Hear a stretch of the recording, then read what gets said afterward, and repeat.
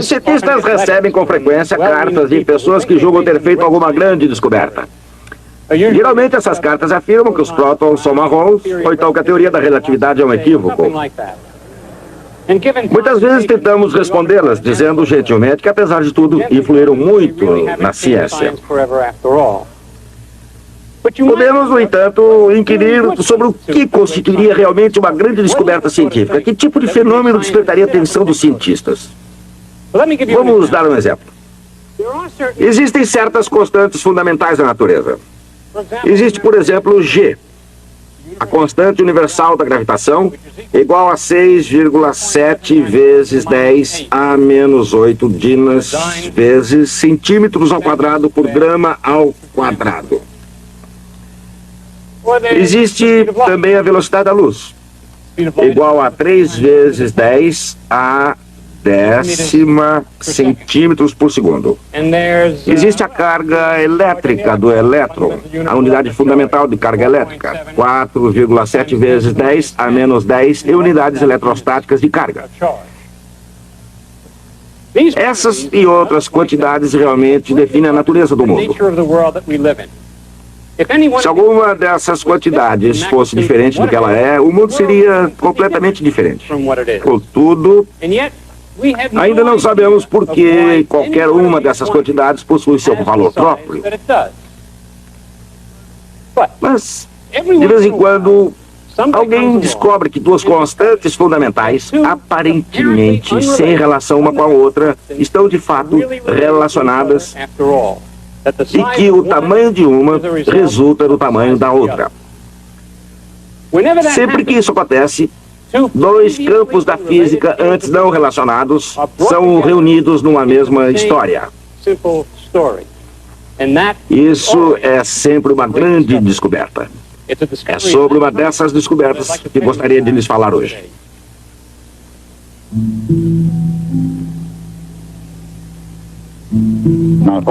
Nem todos os físicos são iguais. Muito poucos tiveram a visão de um Kepler ou a de um Faraday. Poucos compartilharão o prêmio Nobel com Albert Einstein. Um número ainda menor merecerá a fama e o destino de Galileu. O universo nunca mais poderá ser visto com a mesma visão revolucionária de Copérnico. E jamais haverá outro a Isaac Newton. Mas se a vida e a obra de todos os físicos notáveis fossem exibidas numa grande sala de exposições, logo iríamos perceber que todos têm algo em comum. Não importa onde ou quando viveram e trabalharam. Todos os físicos parecem igualmente fascinados com os mistérios da natureza. Consideremos, por exemplo, a misteriosa natureza da luz. A própria ideia de luz, especialmente a velocidade da luz, tem sido tão difícil de compreender quanto a inimaginável vastidão do universo. Em termos cósmicos, o Sol, uma estrela bastante comum, está relativamente próximo. Sua luz alcança a Terra em poucos minutos. Mas do espaço mais profundo, a luz viaja através de distâncias tão imensas que sua trajetória não é medida em minutos ou horas, mas em anos-luz. A partir da Terra, a estrela mais próxima depois do Sol está a uma distância de 4 anos-luz. Isso significa que, deslocando-se a 300 mil quilômetros por segundo, a luz proveniente dessa estrela leva 4 anos para chegar à Terra. Durante muito tempo, aqui na Terra, o mais difícil em relação à velocidade da luz era encontrar uma maneira precisa de medi-la. De fato, durante muito tempo, a velocidade da luz foi algo além da nossa compreensão. Imaginava-se que a luz fosse um fenômeno que se deslocasse instantaneamente, da fonte até o observador. Mas algumas pessoas começaram a suspeitar que isso podia ocorrer de outra maneira. Em 1675, Olaus Rømer, um astrônomo dinamarquês do Observatório Real de Paris, observou um aparente atraso nos eclipses dos satélites de Júpiter e utilizou esses dados para calcular a velocidade da luz. Em 1849, Armand Fizeau utilizou uma roda giratória para medir a velocidade da luz. Essas medições foram feitas tanto no ar como na água. Em 1850, outro físico francês, Jean Foucault, fez mais ou menos a mesma coisa. Foucault, o inventor do giroscópio, mediu a velocidade da luz com um espelho giratório. Essas experiências foram bastante avançadas para a época. De fato, ninguém conseguiu resultados melhores até a década de 20, 1926 para sermos exatos. Nesse ano, o professor Albert A. Michelson mediu com precisão o tempo necessário para a luz percorrer a distância entre dois picos em Los Angeles, o Monte Wilson e o Monte San Antonio. Os dois picos estão separados por uma distância de 30 quilômetros. Demoraria quase 1 sobre 10 mil segundos para a luz percorrer a distância entre eles. Esse intervalo de tempo era suficientemente grande para Michelson conseguir medi-lo com precisão. 30 quilômetros, cerca de 1 sobre 10 mil segundos. Esses foram os dados utilizados por Michelson para medir a velocidade da luz. Segundo ele, a velocidade da luz é igual a 299.796 quilômetros por segundo. De forma não tão exata, isso significa 3 vezes 10 à oitava metros por segundo. Por que teria a velocidade da luz esse valor específico? E por que ela constitui uma constante fundamental da natureza? Ninguém sabe ao certo. Os cientistas já conseguiram melhorar o método de uma constante fundamental que determina a escala de tudo no universo. A velocidade da luz é uma dessas constantes fundamentais. A constante da lei da gravitação de Newton é outra. Só por esse fato, Newton talvez pudesse ter vivido como o maior cientista da Inglaterra.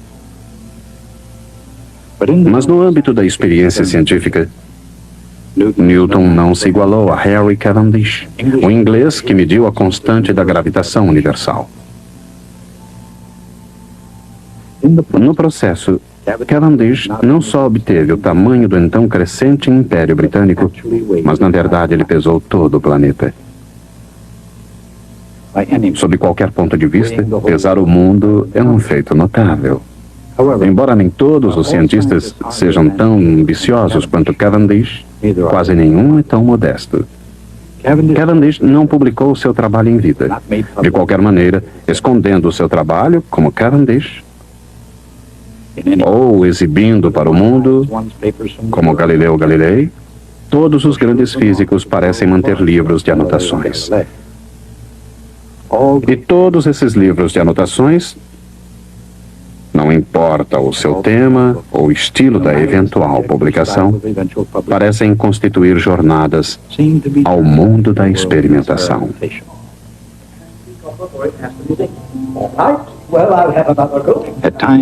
O trabalho num laboratório de pesquisas pode parecer monótono, e às vezes é exatamente isso. Contudo, é aqui que a física do universo se desenrola de forma sistemática. Sob esse ponto de vista, um laboratório comum pode ser visto como um lugar mágico, cortando o espaço quase com a velocidade que nos é possível imaginar. Que outra coisa é mais mágica que a luz?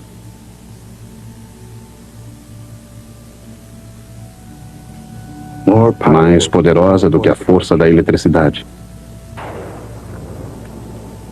Mais penetrante do que a influência da gravidade.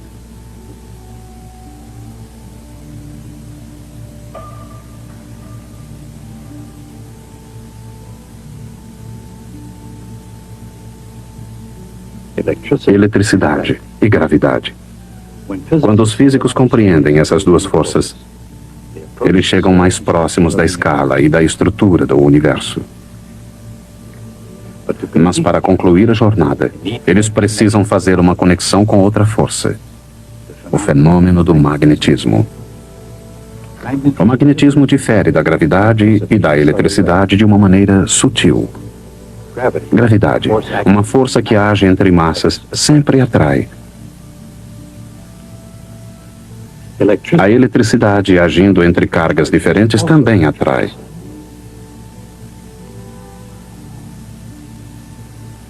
Agindo entre cargas semelhantes, irá repelir.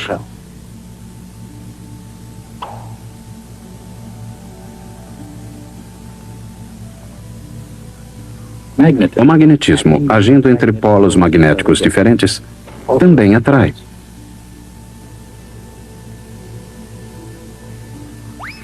Entre polos magnéticos semelhantes, repele.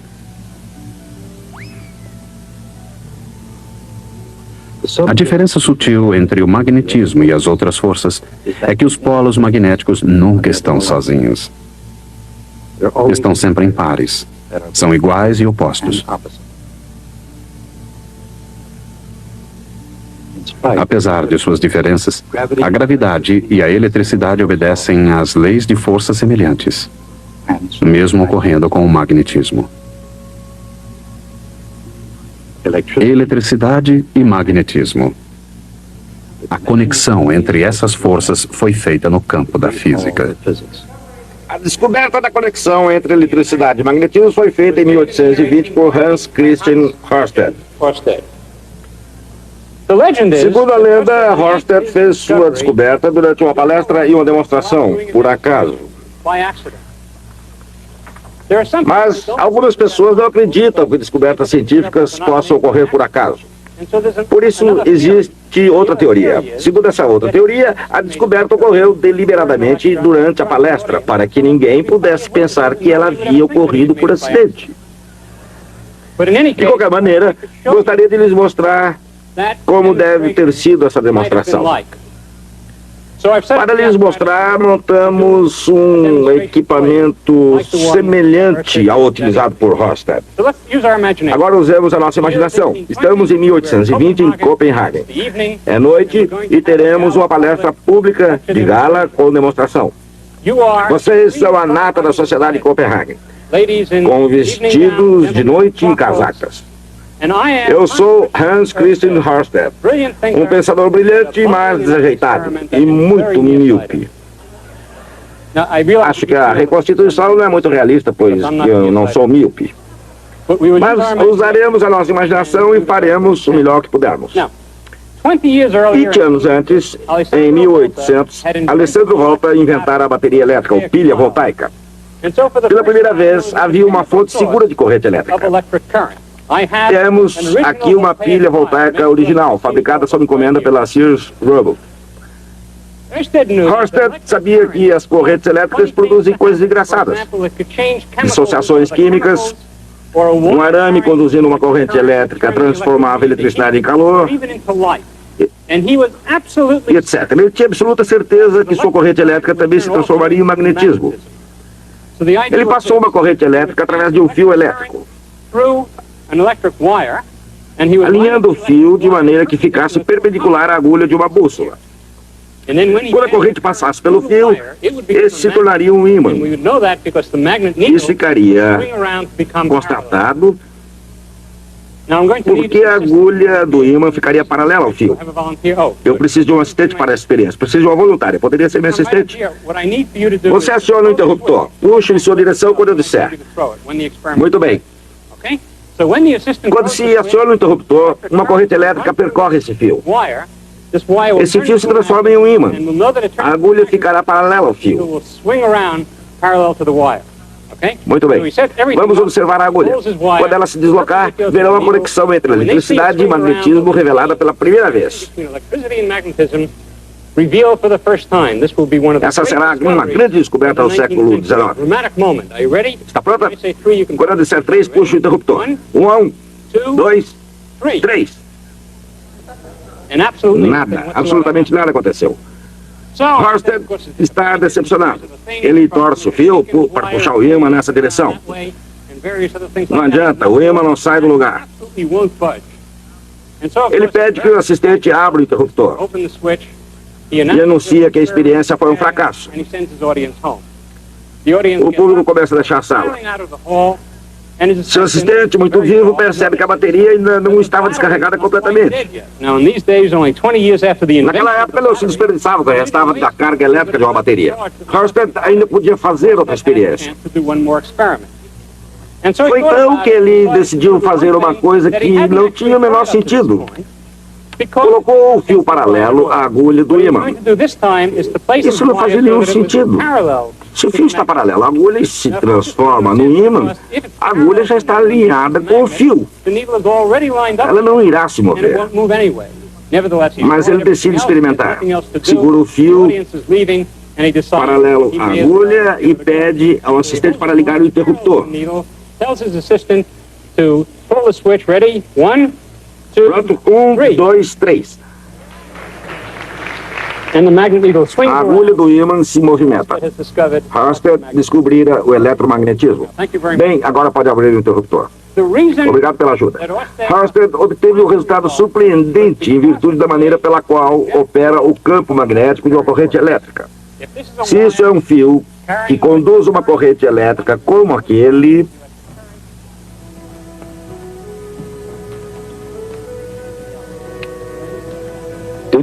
Será que isso realmente aconteceu assim? Ninguém sabe com certeza. O que o público viu ou o público deixou de ver. Através dos anos foram registrados os mais diversos relatos desse incidente.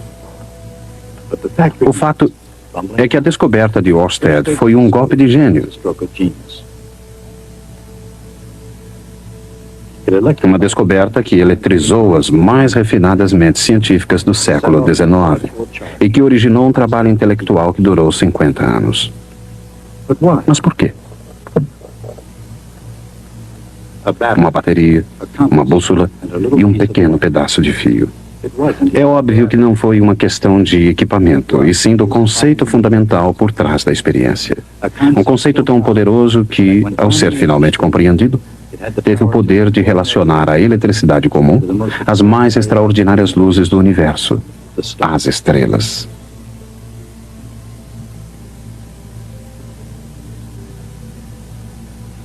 As estrelas estão ligadas umas às outras pela lei da força gravitacional. Para determinar a constante gravitacional e pesar o mundo nesse processo, Henry Cavendish medira a força entre duas massas conhecidas. O resultado da medição é o valor de G em unidades que resultam diretamente da equação da lei da força. 6,7 vezes 10 a menos 11 newtons vezes metro ao quadrado por quilograma ao quadrado.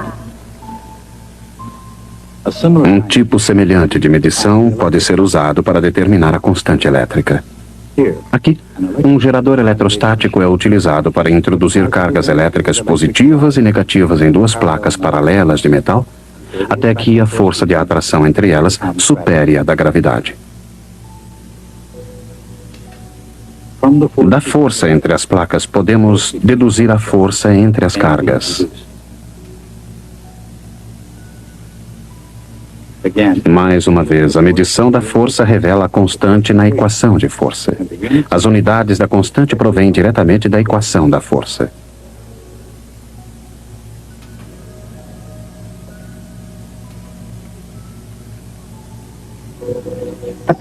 A constante é igual a 9 vezes 10 a nona newtons vezes metro ao quadrado por coulomb ao quadrado.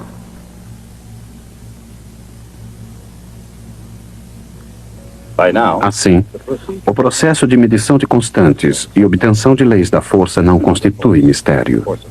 Outra força, a força do magnetismo, outra medida.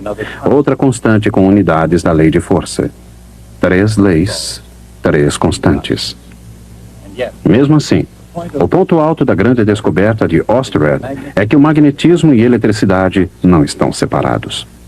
A constante magnética deve ser encontrada na força entre as correntes elétricas. Quando a corrente elétrica flui através de barras de metal, a força magnética entre elas é suficiente para atraí-las. Aqui não existem polos magnéticos. A força é proporcional às duas correntes medidas em amperes ou coulombs por segundo. E os comprimentos das duas barras em metros. O resultado da medição da constante magnética é 1 vezes 10 a menos 7 newtons vezes segundos ao quadrado por coulomb ao quadrado.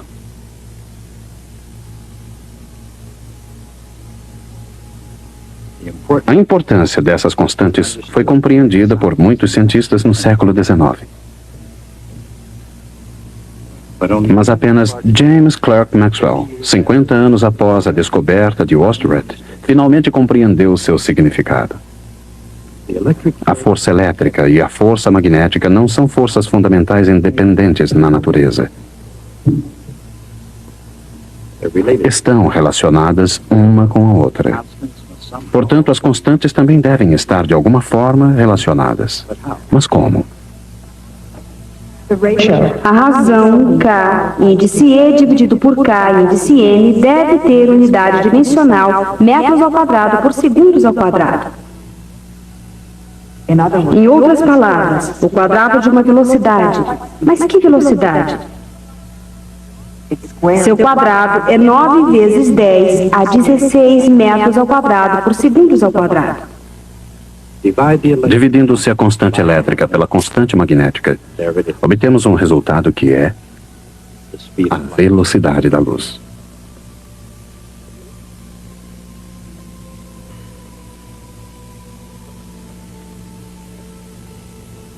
Maxwell comparou duas medidas que parecem não ter nada a ver com a luz, mas escondida nas forças da eletricidade e do magnetismo, ele encontrou a velocidade da luz. Essa descoberta inspiraria Maxwell a desenvolver uma teoria combinada que unificou os conceitos de eletricidade, magnetismo e luz. Sem a descoberta de Maxwell, as percepções do mundo seriam incrivelmente diferentes. E o mesmo aconteceria com as do universo. Ouvi um amigo meu, um homem muito ilustre, defender com eloquência a pesquisa científica pura. Para ele, a pesquisa pura, em oposição à pesquisa aplicada, tem certas finalidades. Dizia ele que a grande descoberta de James Clerk Maxwell conduziu direta e imediatamente à invenção do rádio, da televisão e a toda a revolução nas comunicações a longa distância que temos testemunhado.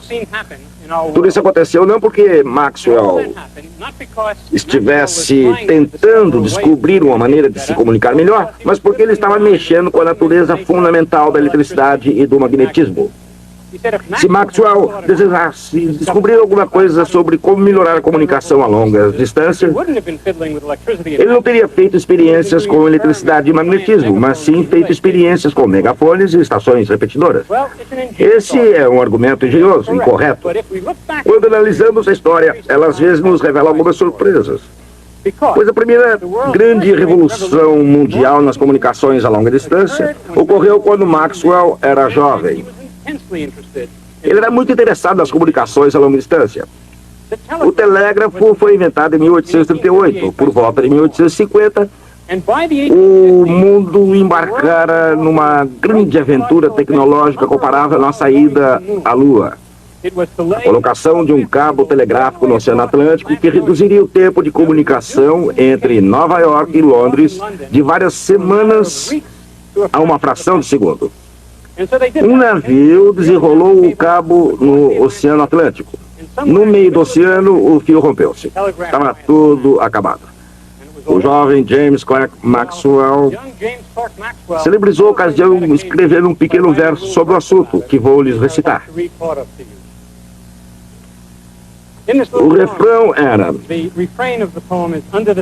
sob o mar. Como cientista, Maxwell não ia ficar escrevendo aquilo repetidamente. Ele fez uma anotação algébrica. Ele escreveu U para sob o mar e 2U para sob o mar, sob o mar. Sob o mar, nenhum sinalzinho está chegando a mim. Sob o mar. Alguma coisa certamente saiu errada. Qual foi a causa, ninguém diz. Mas alguma coisa quebrou o cabo telegráfico. Ou então não estavam puxando com muita força. Sob o mar. Tantos quilômetros de comprimento. Como podem ter estragado um material tão durável? Uma linha de arame, elástica e resistente. Tão forte na água salgada. Sob o mar. Haverá muitos fios dentro de pouco tempo. Vão desenrolar um novo cabo e tentar novamente. E decidir nosso comércio de algodão e trigo com uma linha que jamais vai dar problema.